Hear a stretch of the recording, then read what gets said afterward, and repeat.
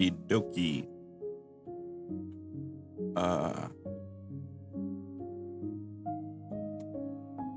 Oh no. There we are.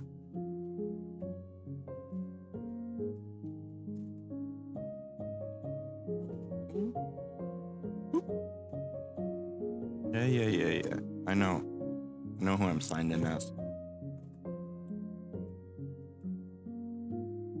So, today, I'm working on a collaborative project that I worked on a while back. That is sort of a similar to Talisman Dabbler, but it's focused around spell guns from Treasure Vault.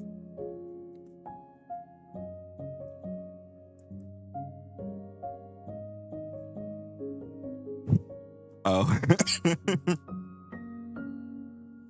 Yeah, Obscura started this, and I went through it some more and added some, but as you can tell, it's pretty small. It hasn't gotten enough love.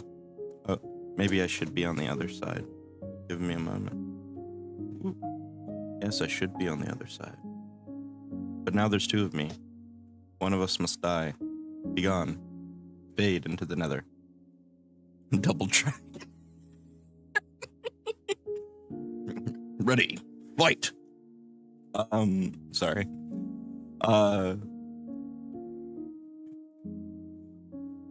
I've never actually played Double Dragon, but I know it's a video game.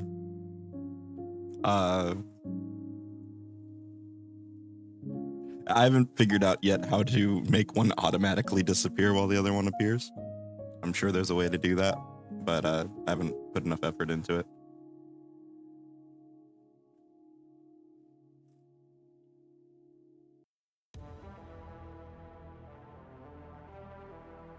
One of them fighting games.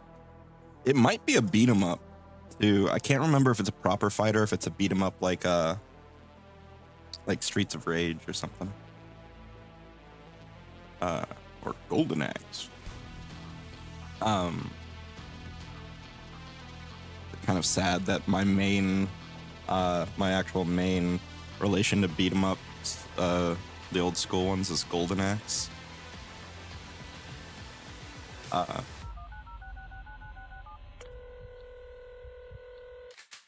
like this song. Played seriously can be counted on two hands.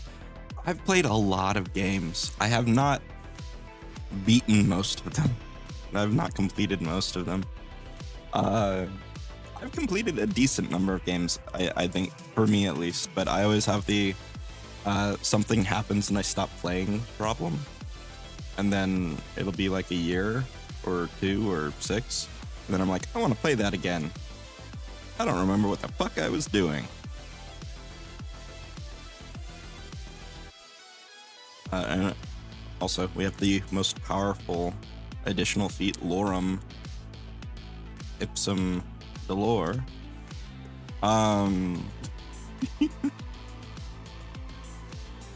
That was me with Bioshock, except I never went back to it. Bioshock was good. I liked Bioshock.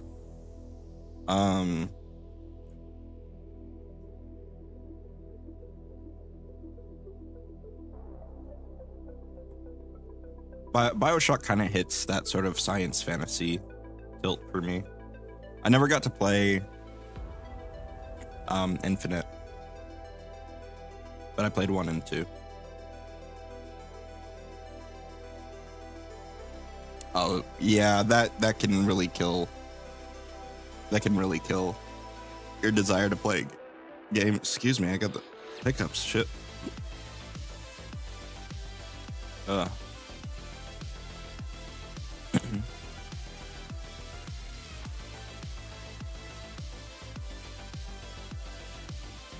Okay, so the basic of this archetype is to make spell guns much more accessible, in the way that Talisman Dabbler makes talismans much more acceptable or accessible.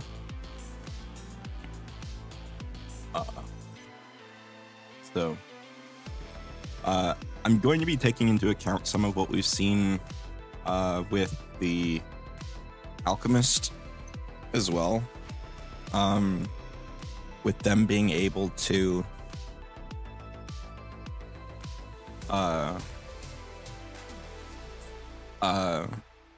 spell guns are strange little items. Here, let's get some.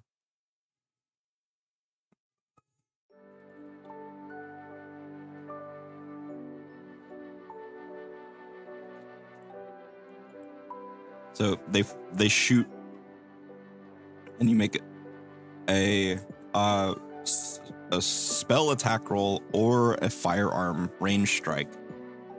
They have range increments. They're treated as a simple firearm, but aren't actually a firearm, only for the sake of your proficiency.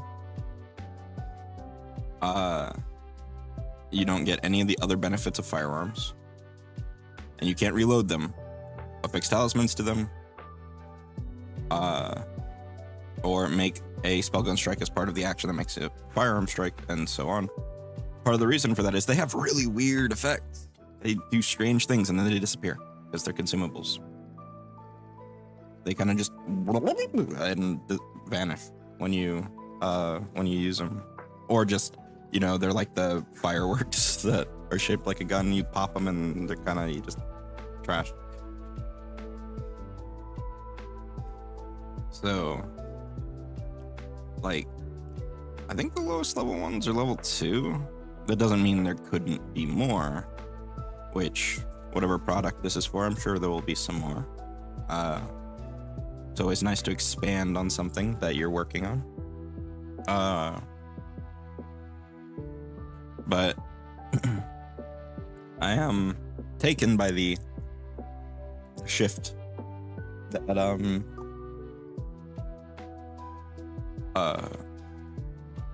Talisman Dabbler. Let's see if we've got a new version of Talisman Dabbler or not. We do not. But I was very taken by what we've seen of Alchemist and its alternative to free usable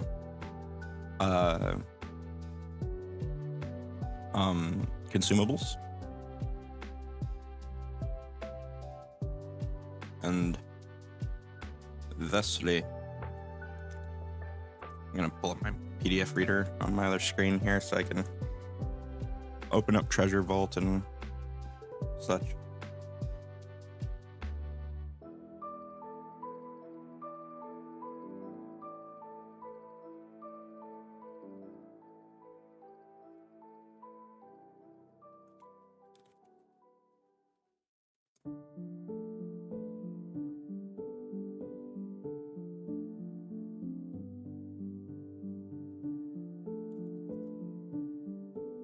Sorry, it's a little slow.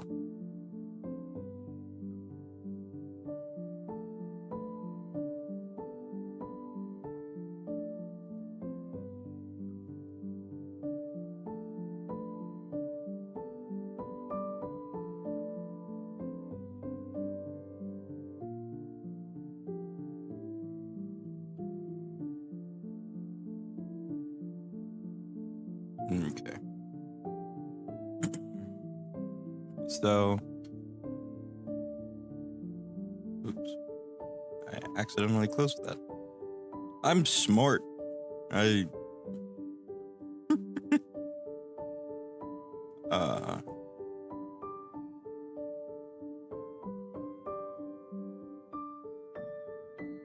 There we go. All right. So, when PC2 comes out, they'll probably have the Talisman Dabbler in it, because it was in Advanced Player's Guide, and PC2 is kind of Advanced Player's Guide. So we might get some more reference. But ultimately, this is sort of meant to be like Talisman Dabbler, but I do want to take some inspiration from what we've seen in Alki for the renewability of things, but we'll see how that works out. Alright, so Eldritch Fusilier.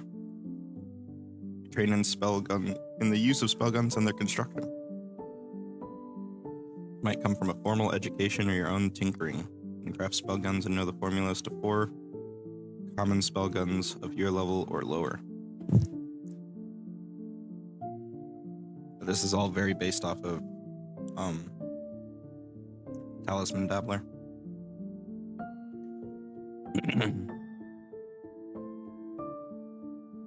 A thing I should probably check, actually, is are spell guns common? Because that would be a hell of an oversight if they weren't. Field gun.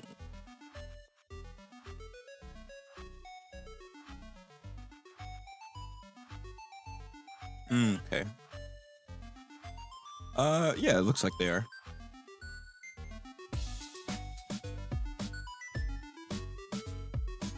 Okay. So, that's normal. It's good that they have plenty of level 2 ones, it seems, so that this can apply.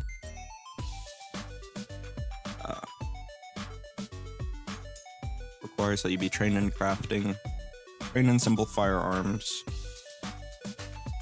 or do a semicolon, train in simple firearms, or in spell attack rolls,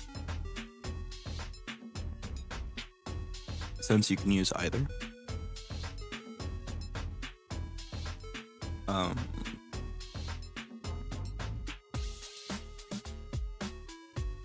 You carry a collection of pieces and shells from previous spell guns you can turn into temporary spell guns.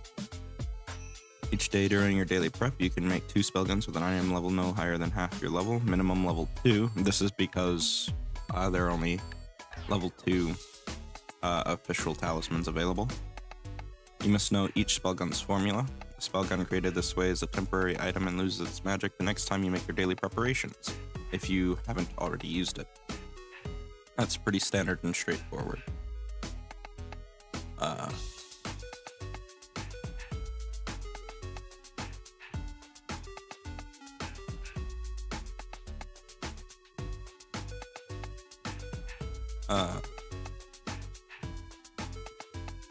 So that's fine as it is, I think, for now. I consider making a feat that lets you sort of renew them. But that might change. Dunno, might not.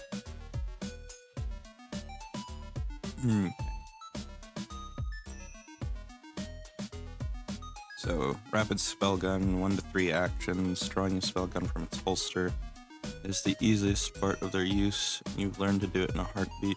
You interact to draw 1 or 2 spell guns, then activate one of them using the same amount of actions as you normally would when activating the spell gun.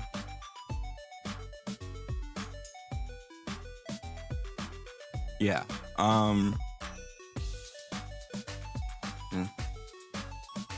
Oh yeah, and that's why it's 1 to 3, is because spell guns can have multiple action activations.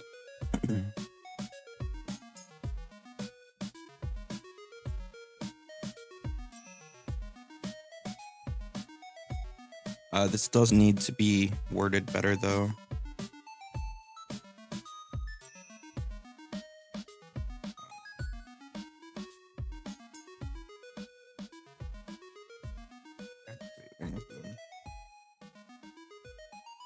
This activity.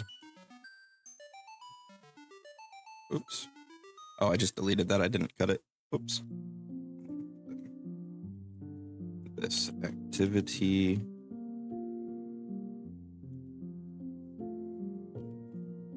uses the same amount of actions as you normally would spend when activating that spellgun. I know that the delay of always having to draw the consumable is probably a big balancing point, so it might be good enough. Oh yeah, it's good enough. It's plenty good. It was just worded poorly, because it made it seem like 1 to 3 actions up here, but then you spend another 1 to 3 actions. So I was just cleaning that up. This activity uses the same amount of actions as you would normally spend when activating that spellgun, and that cleans it up so that it's more clear.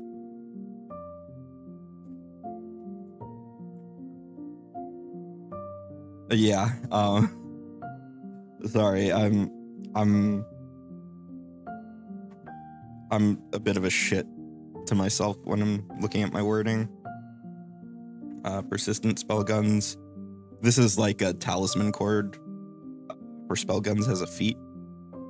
You've learned the tricks to keep your spellguns potent without burning out, though a bit unpredictable. Whenever you activate a temporary spellgun that you crafted during your daily preparations, make a DC 11 flat check. If you succeed, that spellgun is not consumed and can be activated again. If you fire any other spellgun of a level no greater than your level -2, you may attempt a DC flat check to the same effect. I'm thinking that's not as clear as it could be. What do you think? What do you think that means?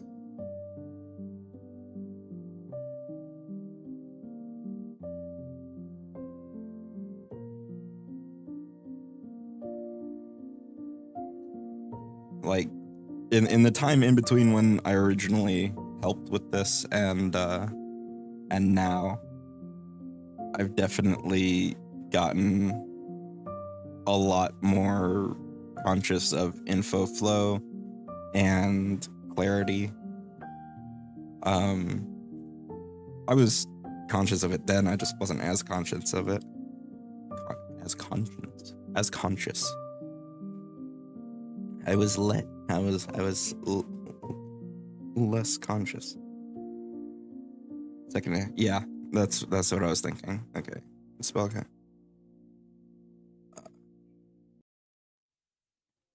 Any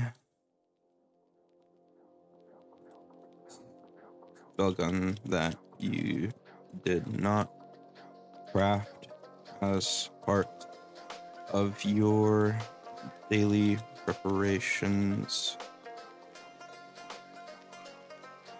can be similarly preserved, provided it... Actually, this is one thing I was thinking about changing, because Alchemist doesn't do the depreciated levels anymore.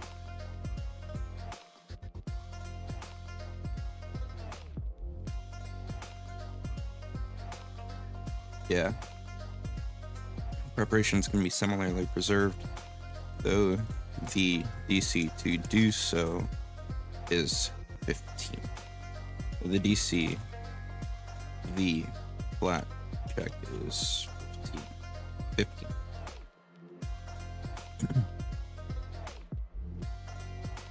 So this is a thing that I thought about when we heard about Alchemist.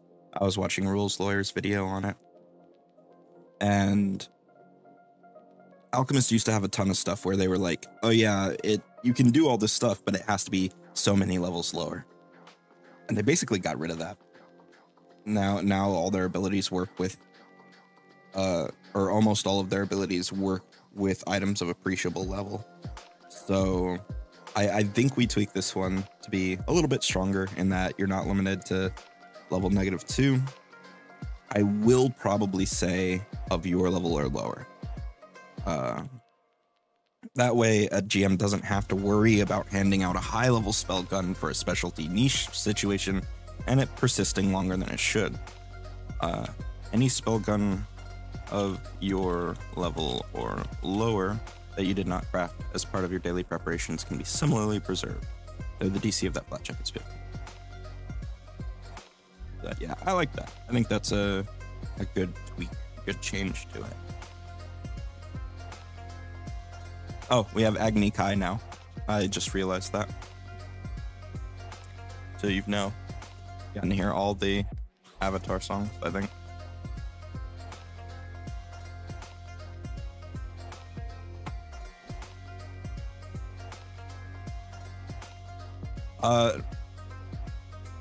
Not currently. Spell guns don't follow the normal thing with firearms, and frankly, firearms hardly ever misfire. But that's a good idea. I will think about that. We're gonna start with cleaning up because we've only got one more feat to go.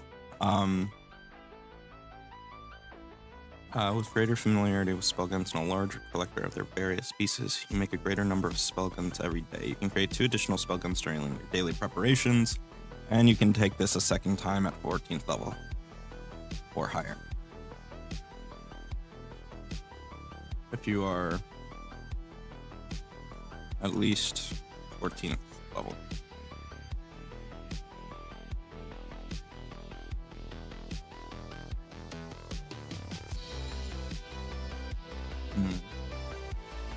Probably just thinking about excuses to somehow ruin things with Wellspring magic. I am a fan of things blowing up.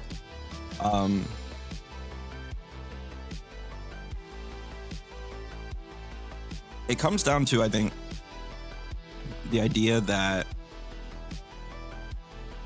things going wrong should still hold a benefit in 2E most of the time, if it's something that you invest in. Like dubious knowledge, for example, it can give you horribly erroneous information, but it still gives you some correct information. Even if you screw up. Yeah, I love the mana waste and the way it screws with shit. It's just like, oh, I want to cast heal. Too bad, you summon a demon.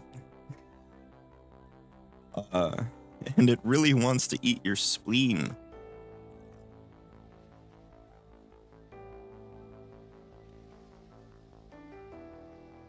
The problem with the crit fail mitigation is, unlike, because I think that's one of the few things that causes misfires in guns,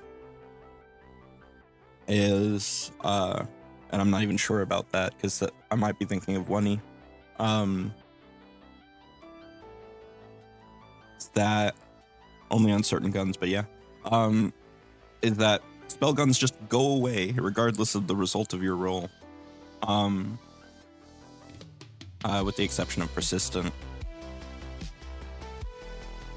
Another thing I might add, because another thing, spoon guns, big boomstick, or whatever it's called, the goblin guns, basically. The janky ones. But like, Alchemist also bakes in scaling DCs now. It's not a feat, it's not a subclass feature, it's universal. All of their DCs scale with their class.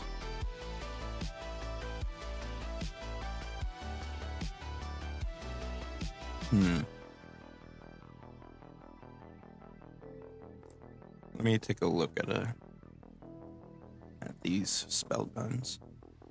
Spell guns are really powerful though, so it might not be wise to do that. There's a warp base around it, creating a mind-bending sensation. Whispers of gibberish arise from it, making their way to nearby ears despite any other sounds in the area. You activate the spell gun by aiming it at one creature and making your choice of a spell attack roll or firearm attack roll against the target's AC. The spell gun has a range increment of 15 feet. Once fired, the spell gun twists in your hand and melts away. The Critical success, the target is confused for 1 minute. Success, the target is confused for 1 minute, but can attempt a DC 15 will save at the end of each of its turns to end the effect. That's really good. It's level 9, but that's really good. Let me find some of the other ones. Let's spell gun.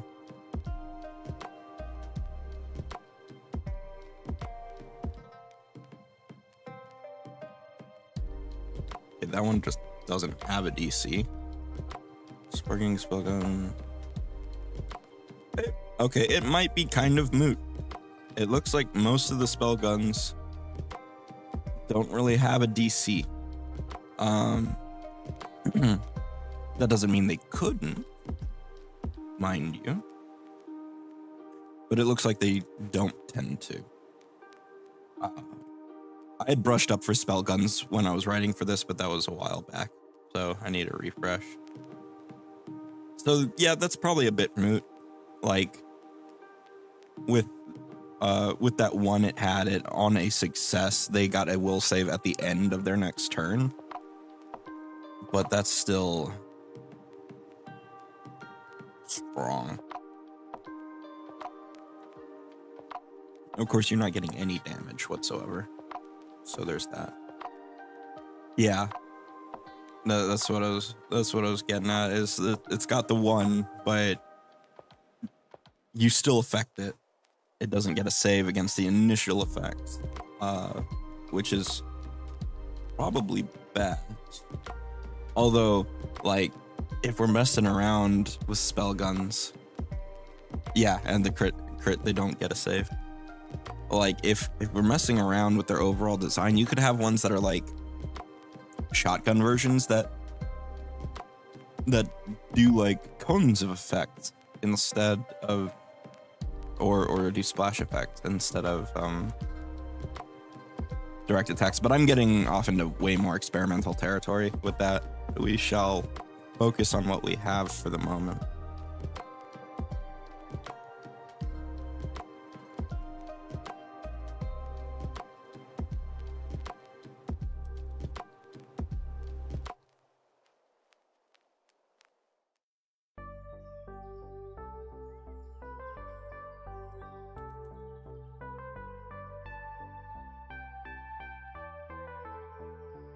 Okay.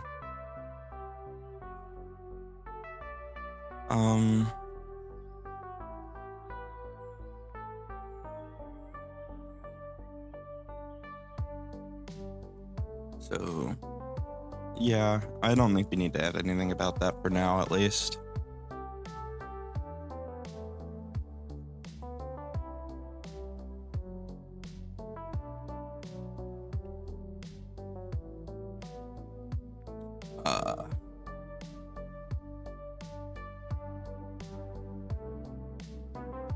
Assistant spoken aficionado.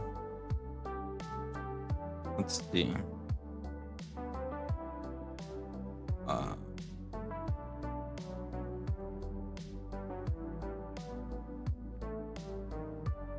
Hydrate.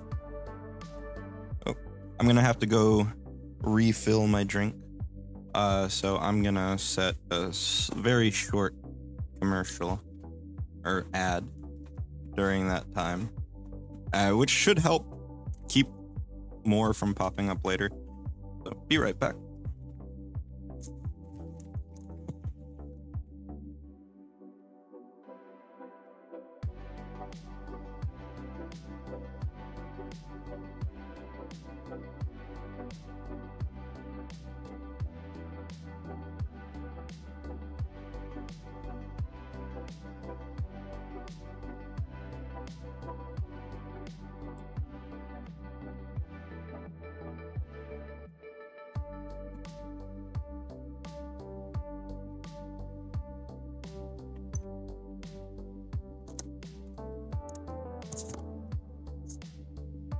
Okay.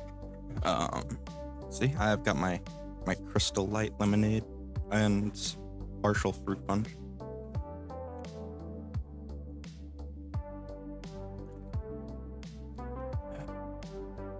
Thank you for the hydrate.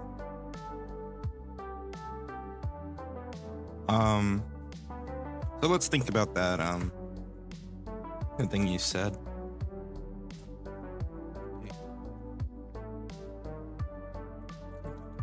Oop. No.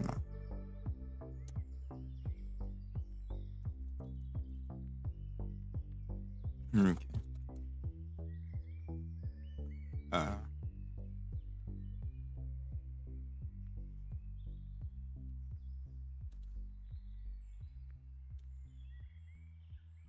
Jammed.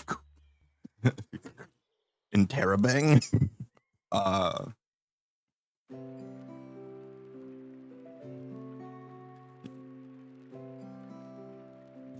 You don't know how, but sometimes your spell guns jam and have unexpected result of firing.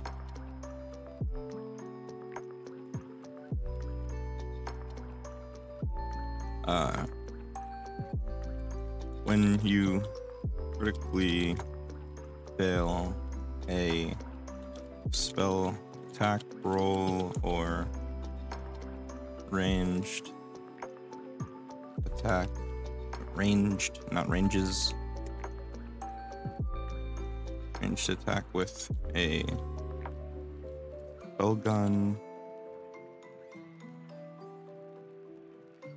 that you make during your daily preparations.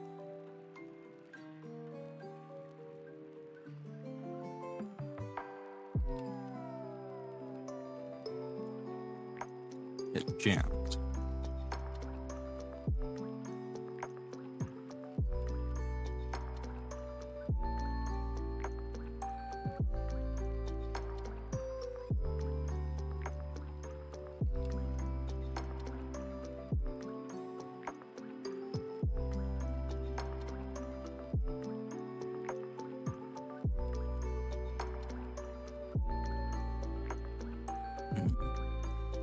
Misfire that produces a wellspring type effect, but you have to figure out how to make sure it's more often positive than negative, so it's worth the feat. Yeah.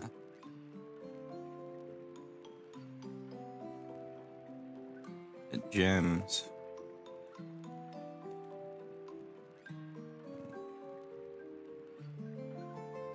Explodes instead, sending rogue magical energies flying in random directions.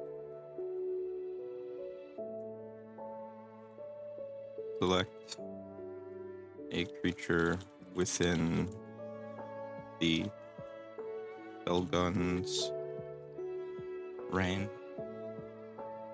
Within spell gun's maximum range. You and it both must attempt a save. You and it must both. You must both. Both attempt a save dependent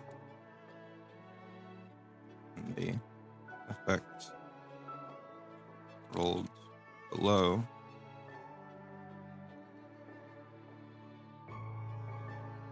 The effect rolled below.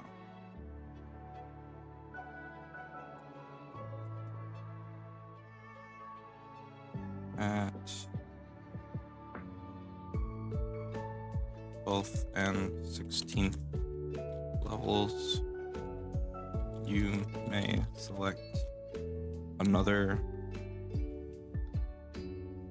creature to target a jammed. You may select an additional creature to target.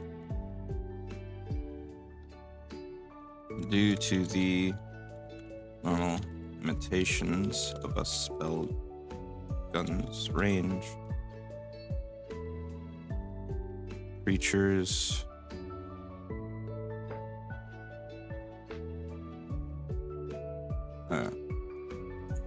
the DC of the effect is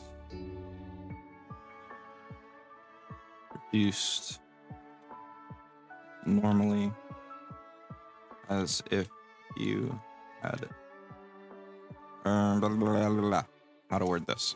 The DC of the effect increases by 2 for each range increment of the spell gun beyond the first.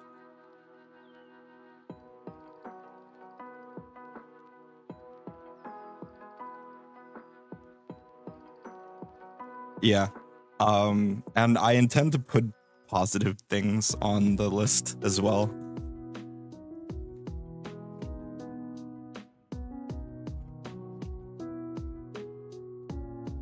So it might hurt you both, but it might help you both.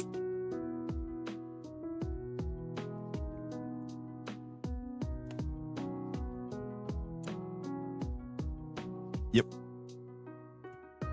I am going to give, or I'm thinking anyway about giving you a +2 because you go, shit.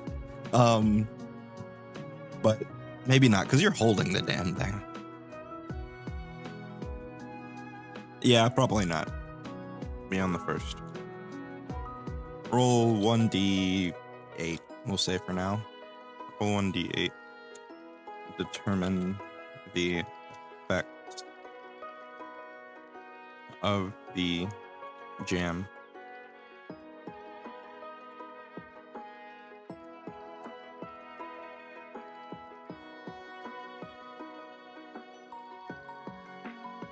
One.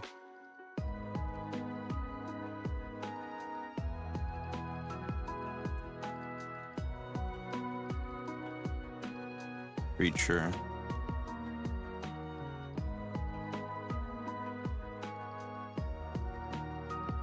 Yeah. The creature takes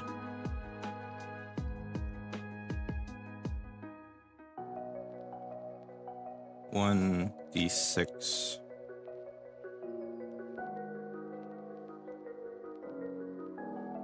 no 1d4 energy damage per 2 levels of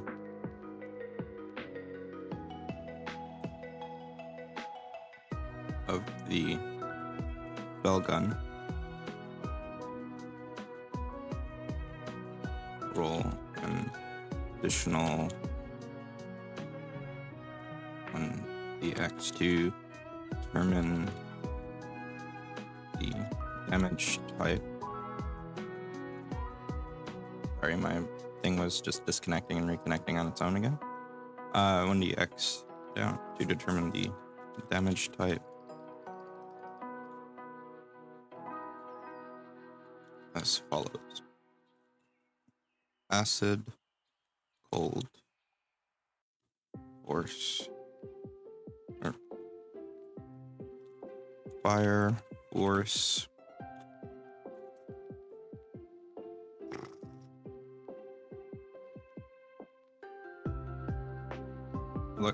electricity's before dip. Electricity, fire, force,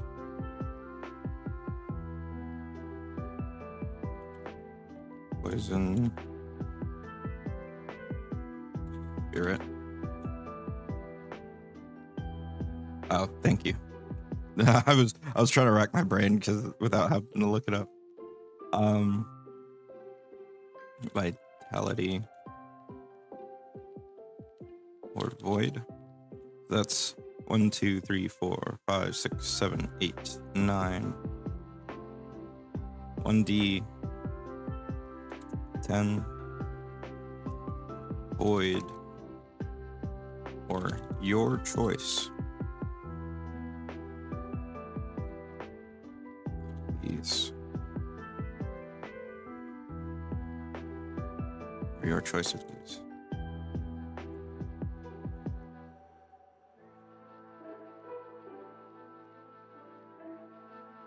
poison. I put poison in there. You're good. Acid, cold, electricity, fire, force, poison, spirit, vitality, void, or your choice of these.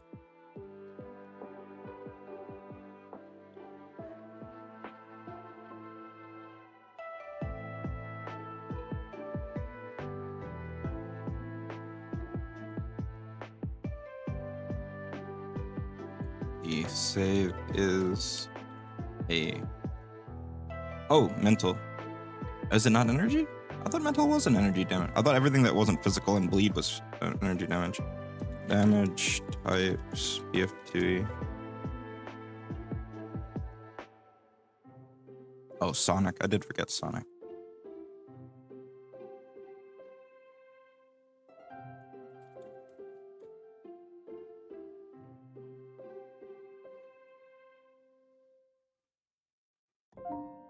Oh, spirit isn't considered energy. Well, I can get rid of the you pick part.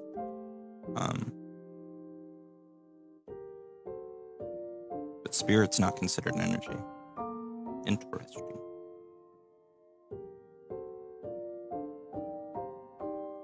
Okay, acid. Okay, we'll just drop the energy bit, I think.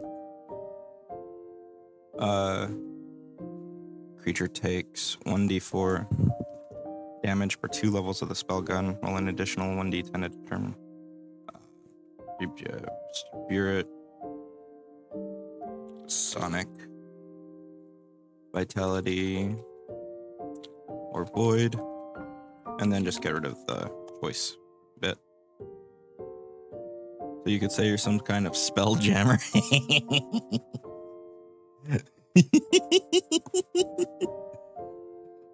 Yes. A spell gun jammer. Just star scream all the way.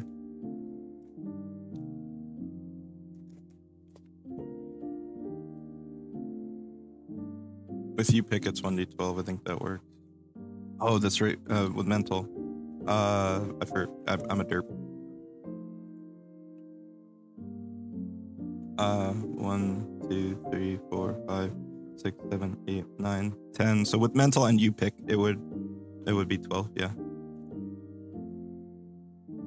Mental, poison, Sonic, vitality, void, or your choice of these. Save is a basic save. Is a basic reflex save, except for poison. Except for, I'll capitalize that. Poison. Poison. And mental, which are fortitude and will, respectively.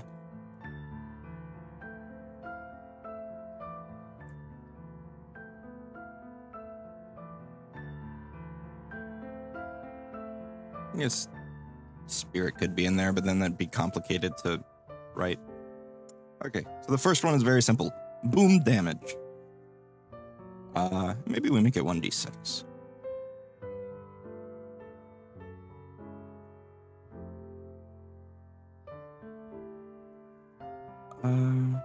So number 2.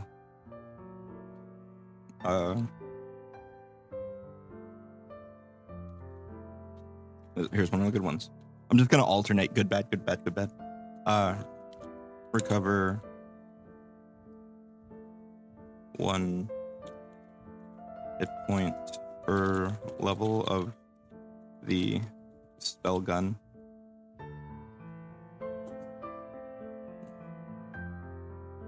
Spell gun. If this heals a living creature,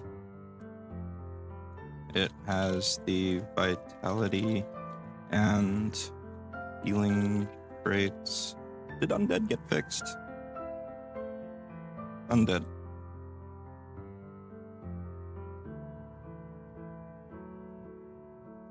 Don't benefit from healing vitality effects. Okay.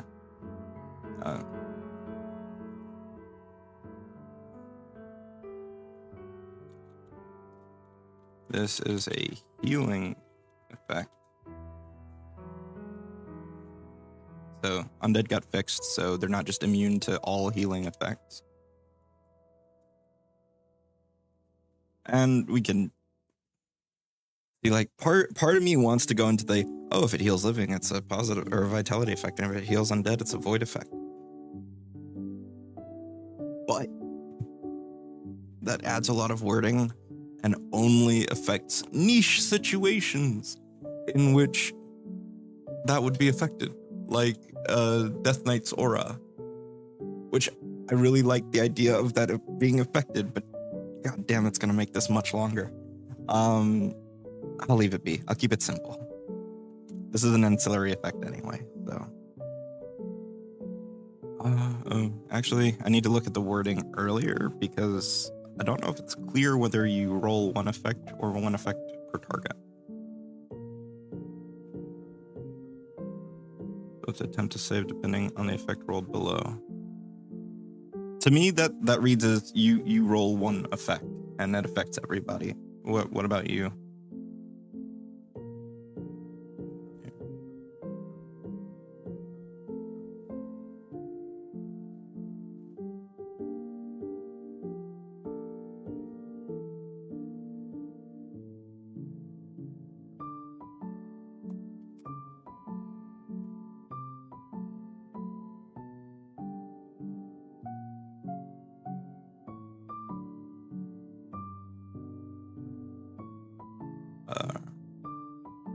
Time for another bad one.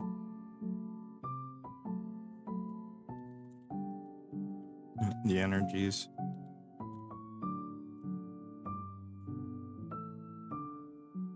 Here in the air.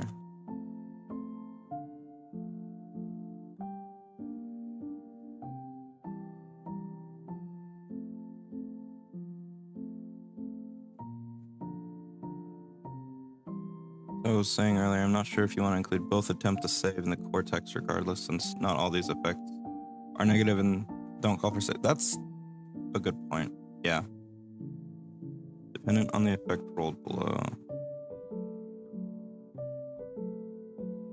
Maximum range.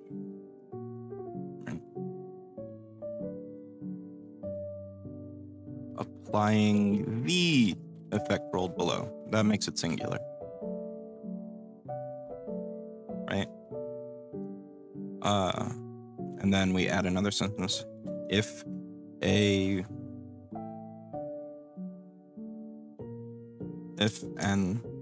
effect, no, not an effect, or the like.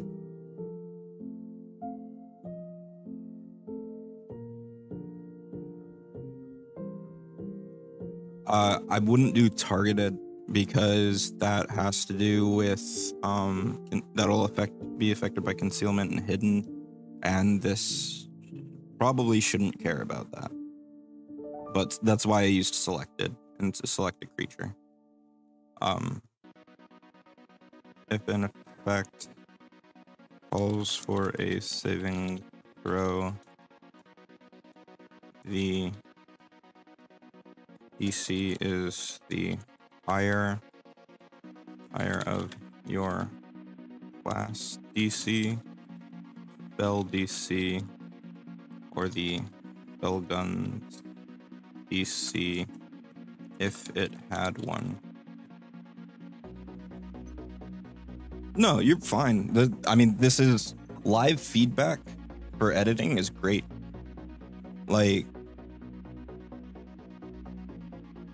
does imply you aren't affected though, so you'll want to put that language back in. Okay. Select a creature within the spell. Oh yeah, I just cut that part out, didn't I? I'm a dip. Select a creature.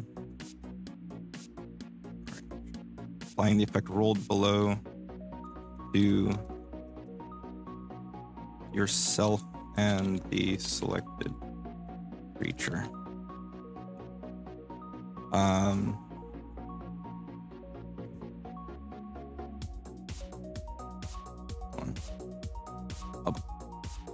Apply the effect rolled below to yourself and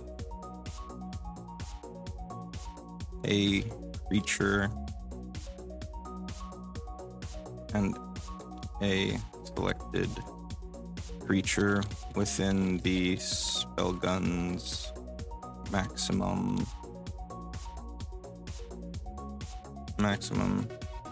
range.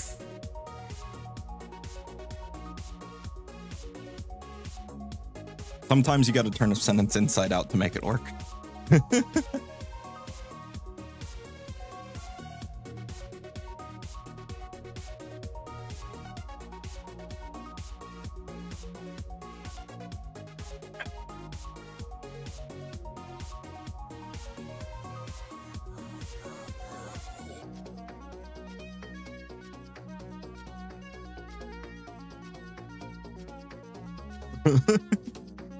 It's true. I can't tell you how many times I've written a line and it just kept getting longer and longer to make it work.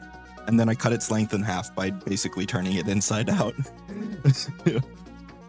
Just because the lexical flow of a sentence can do great wonders for both its consumability as well as its length.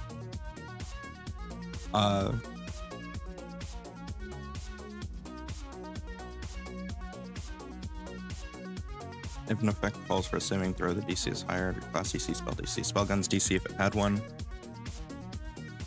Yeah, it is. And honestly, like, I'm not the best at a first pass. Yeah. The thing I agonize over the most is making sure that the intent of a mechanic comes out. But yeah, in terms of the actual mechanical bits of the writing itself, sentence structure is a huge one. And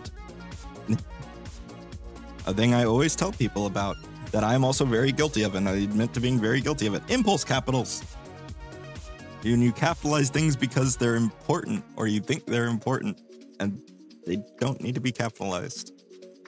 Which is extra hard in 2E because there are words that we capitalize, such as fortitude, will, reflex, and action names, etc.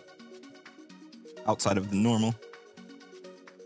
But like, there have been things where, like, because somebody thinks that a term is important to say a class, they capitalized it every time. And doing the editing on those, I was just like, decapitalize, decapitalize, decapitalize.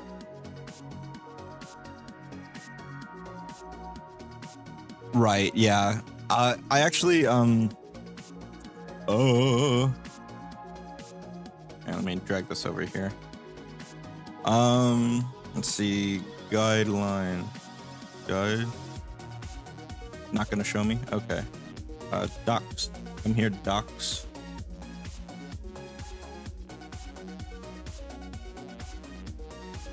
I have a thing that it goes into, it's like a guidelines thing. Unspoken guideline, unspoken rules and guidelines for design in Pf2e.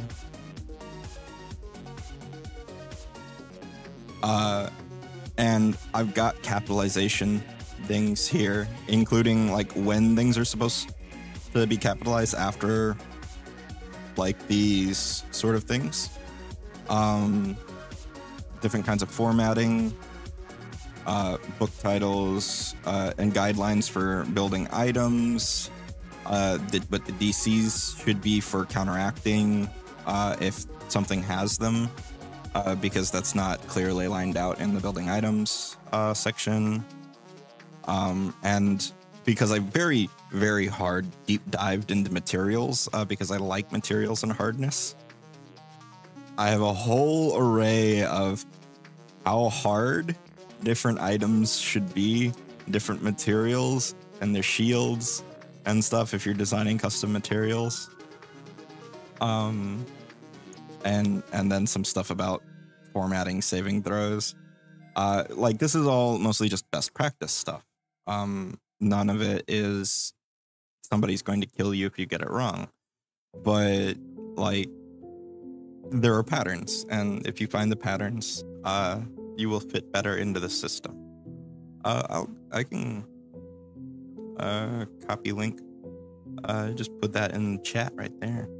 If you want it. I'll probably, if I can remember, I will push this into the description when this goes to YouTube as well.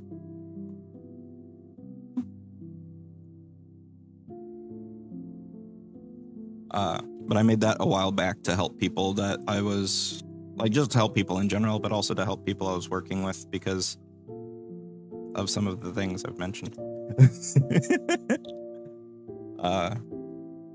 I try not to be petty. I try to just be helpful. But if it was gonna make me have to do less work in editing, I was also going to tell them to look at it.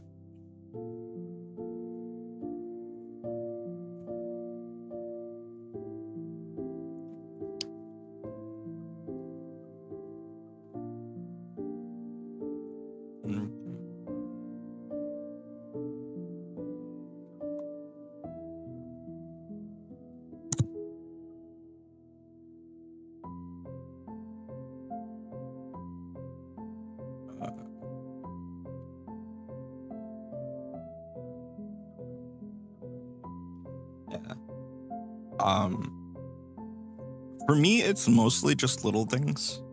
Like, I don't mind rewriting entire sections of a person's stuff to clean it up, or to make it fit what they're going for better. It's the having to decapitalize a word 75 times, or having to capitalize a word 75 times. Just because it's so fiddly, you gotta just select the one, and with the way that like auto select works now, it's like, so it does shit like that. Like, you try to select just a little bit, and it selects both words around it. It's so aggravating.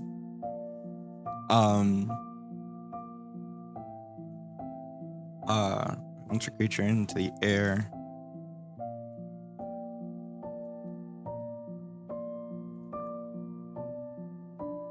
Oh yeah, the ability to do that is huge. Huge. It's huge, Yugi.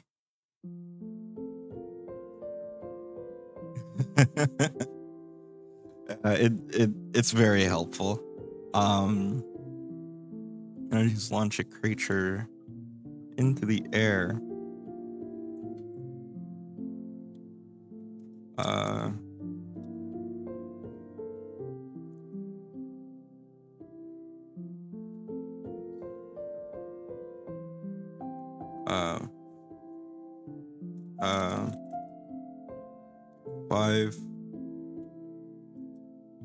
Five feet in the air for 2 levels of the spell gun. So at most it'll throw you 50 feet in the air, unless it's a very legendary spell gun. Yeah, just boing. And hey, if you've got Cat's Fall, this ain't gonna do much to you. 2 levels per the spell gun. They must succeed a fortitude save to. Oh wait, put it up here. The creature must succeed a fortitude save or be launched 5 feet in the air for 2 levels of the spell gun. Critically failing this save launches them an additional 15 feet.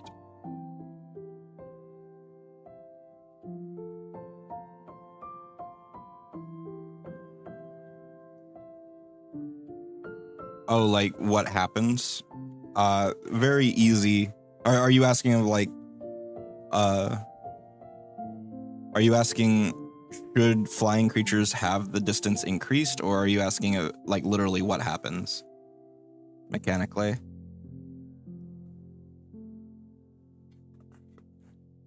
The level of the spell gun, then begin to immediately fall. Oh, you would think it'd be funny if they got like extra zooped. That could get added in. Like I'm not opposed to like adding things for fun and extra. I'm just concerned that this feat's already going to be very long. Okay, so that's built into the game right there. So flying creatures going down harmlessly is built into the game. It's called Arrest a Fall. So flying creatures have access to a special reaction called Arrest a Fall, which it's a really easy DC, reflex DC they have to make, and they just don't take damage from falling. And all creatures with a fly speed have access to that.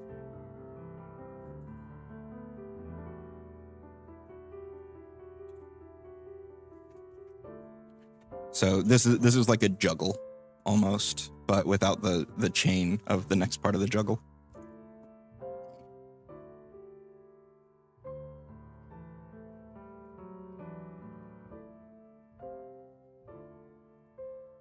So the vertical movement, that's a good point. Actually, I need to make that forced movement. Launch 15 and immediately begin to fall.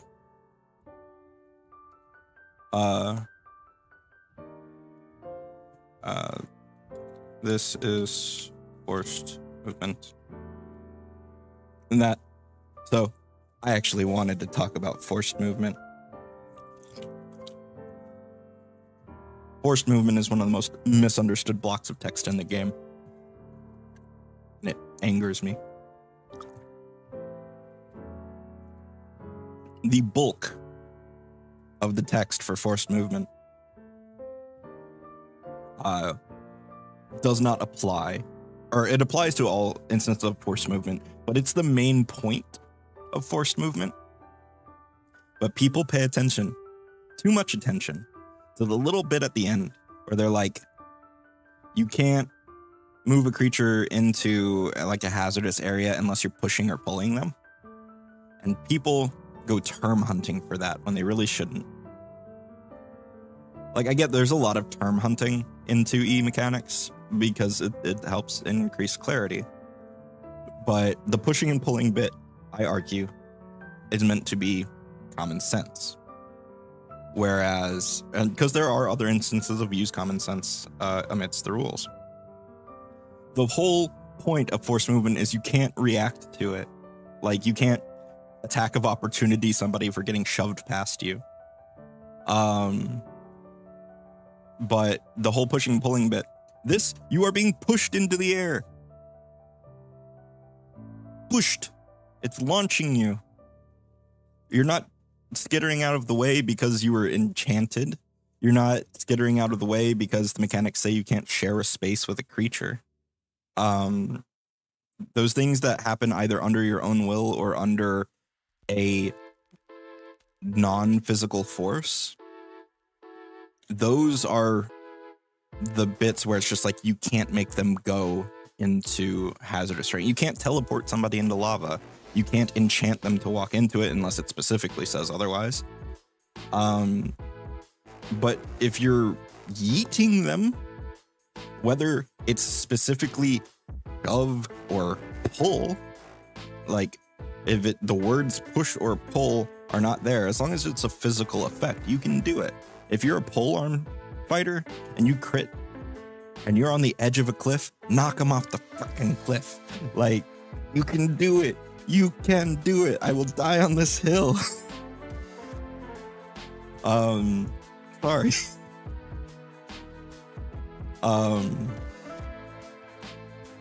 That's one of the arguments that always gets to me. Is they're like, oh, you can't. I hate this game because you can't push somebody off an edge unless you specifically shove them. You can't pull them, or you can't use gravity well to knock them into a hole. It's like, yes, you can. They're being pulled towards the center of gravity well. Yeah.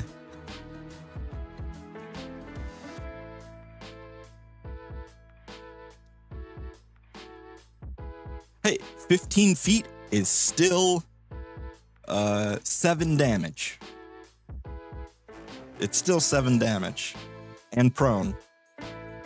So out of your shove, you not only repositioned the ogre to a disadvantageous position, you knocked it prone, wasting an action, and you dealt damage. That's great. Yeah, and it's got to climb back up. You can take pot shots at it until it does that. I mean, it might be able to throw stuff at you, but yeah, one of my earliest Pf2e games, I was playing an elf polearm fighter, and we were in a tower, like a 120-foot tower, fighting denizens of Leng, and I knocked one of them out of the window with a crit, and he started floating downward because he's a denizen of Leng. He's got levitate, so I jumped out of the window and landed on him and took his ass to the ground.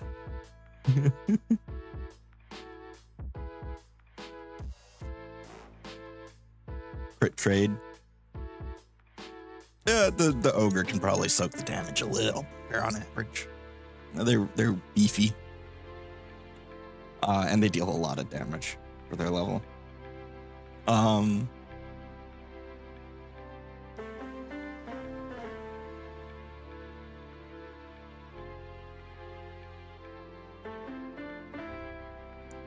Tackle over the cliff's edge option, and it's not quite in the rules.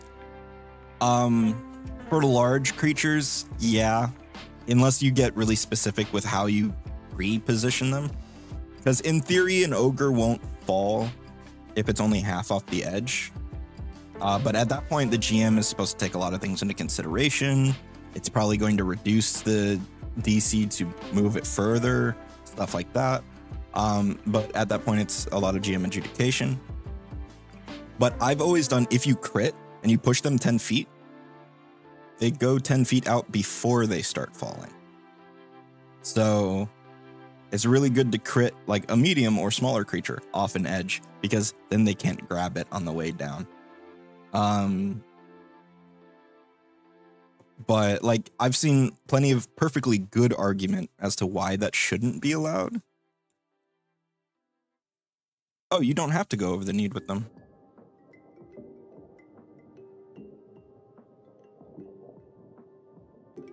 You can, but you don't have to.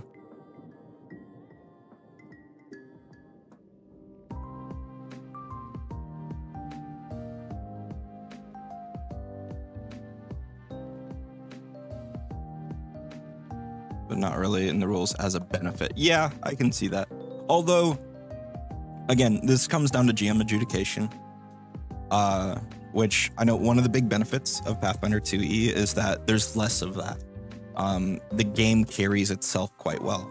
But you targeted, you pushed an ogre off the cliff. Ogres are notoriously spongy. Like they're overweight, they're soft to some degree, and you would be falling several feet less because they're beneath you, and they would probably absorb some of the shock. So like if I was GM in that situation, I would I'm usually going to reduce the damage of whoever's on top by a little bit at least in that situation, which makes really long falls like tense because you could like fight for who's on top.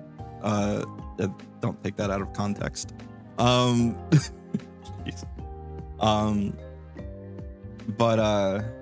yeah, I think that's neat.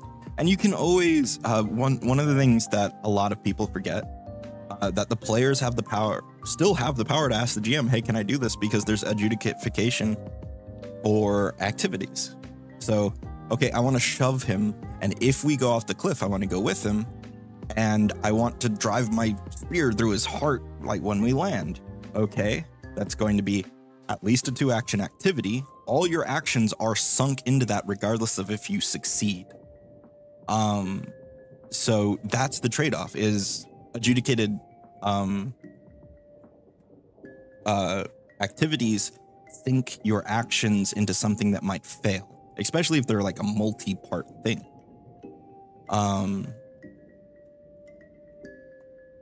So that's something to keep in mind as well. Like, you can do that, like you can sit behind a door and it's just like, okay, I'm gonna do an action where like I open the door, thrust with my weapon, and then close the door. All as a quick thing.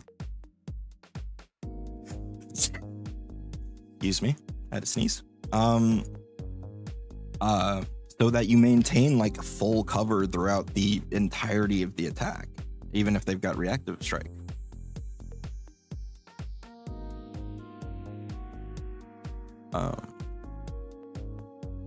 But we've got a D8. How about we have a couple of neutral items in the middle? What do you think? I think that would be neat. A couple of things that are kind of like, they could be good, they could be bad. They're kind of in the middle.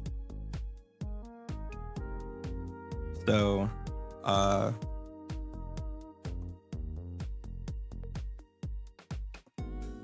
we have, let's see.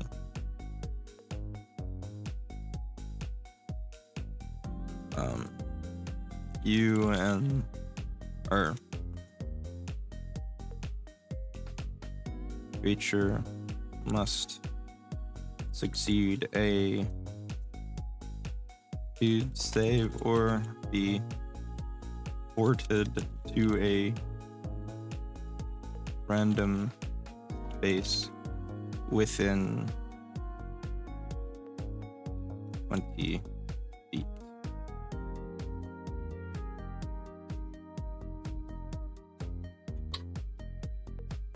Yeah, I might. No, okay, this is just another forced movement effect.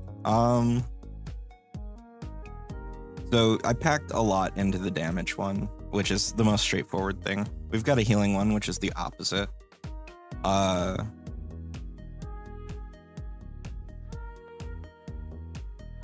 We've got 5 feet in the air per 2 levels of the spell gun. Begin to immediately fall. Critically failing this save launches them an additional 15 feet. This is forced movement. Alright, so we've got some damage types. I don't think you need to, but it's an option.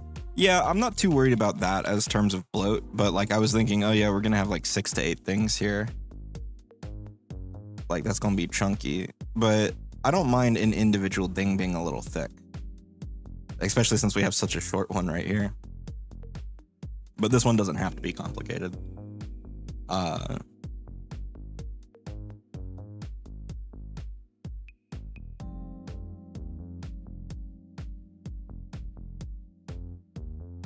Oh, I know what happens.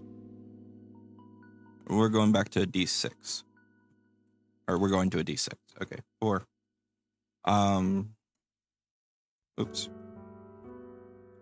6. Nothing happens.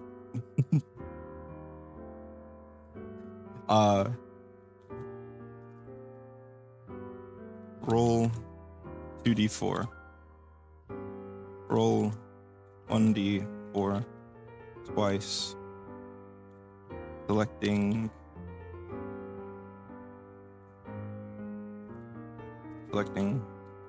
both results and re-rolling duplicates. You just click, flinch. You just flinch. It's just like, oh, nothing happened. Roll 1d4 twice, selecting both results and re-rolling duplicates. All right, so with that one, then we should probably, instead of a neutral, we should do another beneficial here, but in a similar vein. So this one healed. This one is almost certainly going to cause some sort of debuff, most likely. It might deal damage and debuff, but it's going to be probably less damage than this. So this one,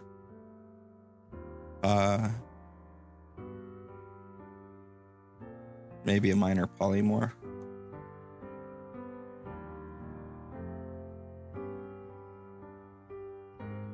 That is surprisingly complicated because of things like mutagens. Yeah, I'm thinking about it. Like, polymorph seems simple on its nose unless you've got an alchemist in the party or a druid.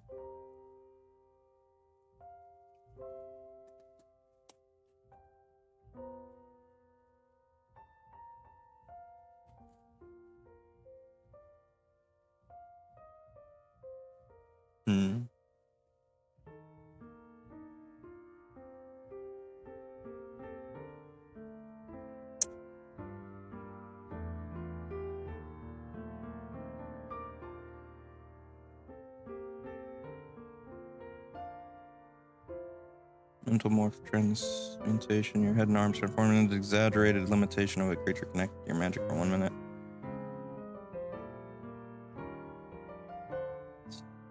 Damage rolls equals spell level. Yeah.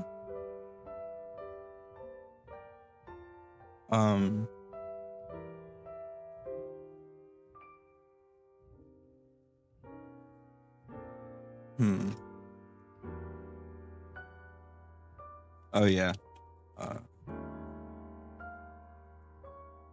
Double up.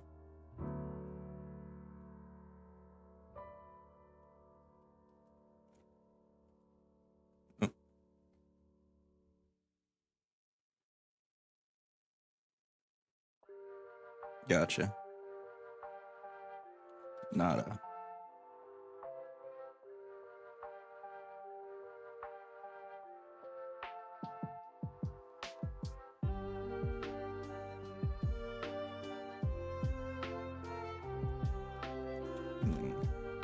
Feedback.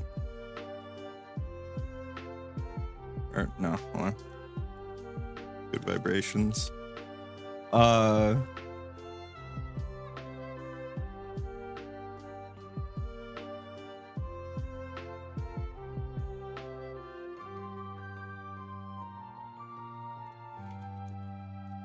Reach for the sky.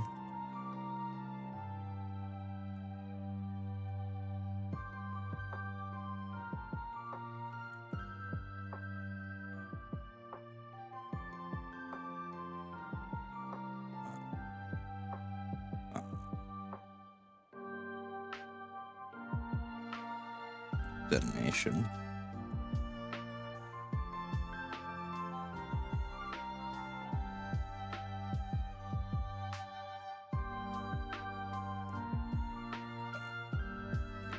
We can get that and just do healing.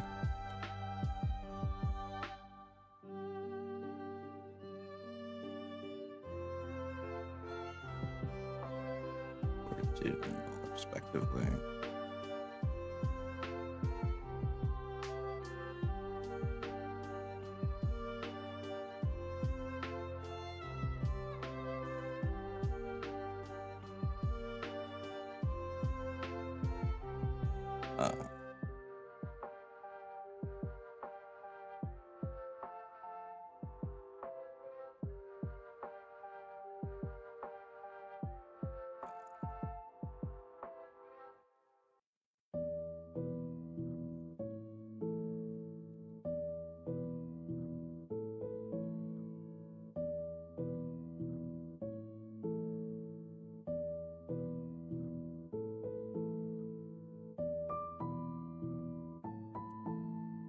Weird door.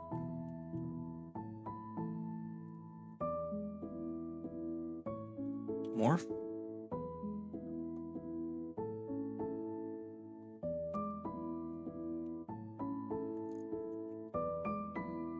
portions of the creature's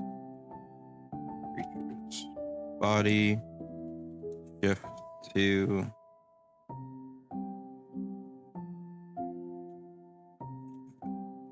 benefit its current situation, granting it a +1 status bonus to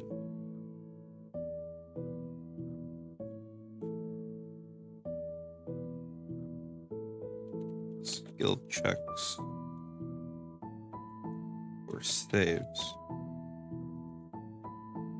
chosen by each affected creature when the effect is applied.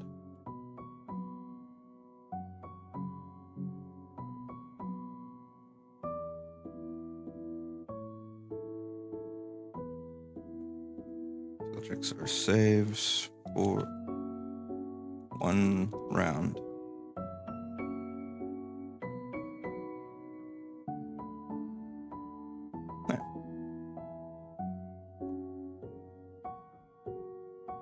So it's very open as to what it could be, but portions of the creature's body shift beneath its current situation. Do I still need polymorph trait? I forget. Morph.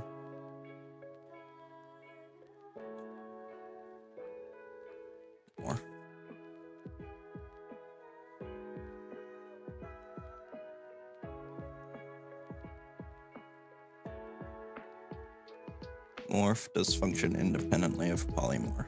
Okay.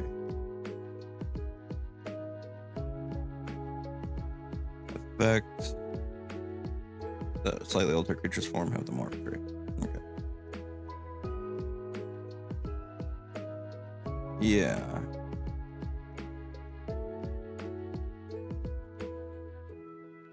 So yeah. Roll 1d6. So might be that nothing happens. Might be that you get 2 effects.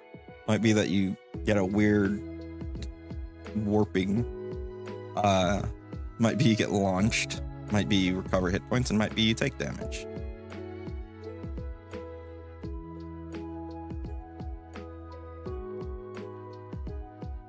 And there's a 1 in 10 chance that you don't take damage from the damage one as well.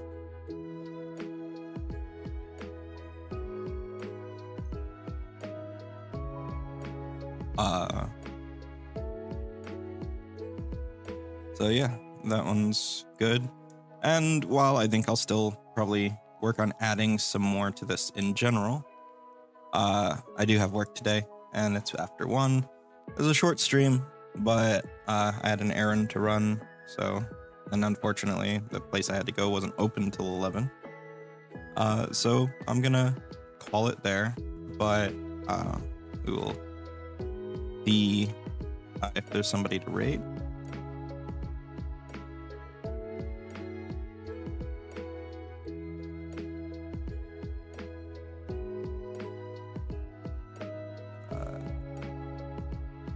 Let's see.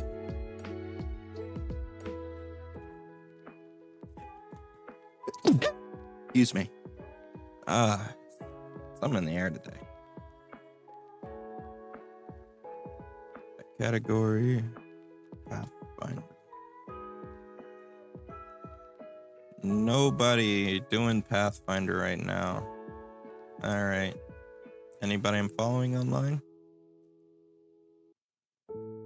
Nate the Sound Ninja. I don't know when I started following Nate, but we'll go raid Nate, because why not?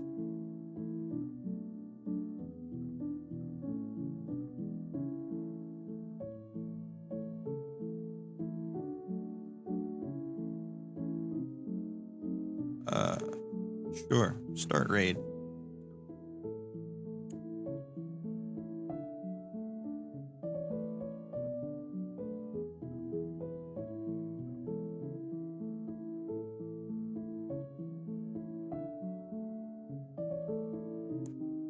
No problem. Thanks for staying and chatting it up. I really enjoy it. and I'll see you later.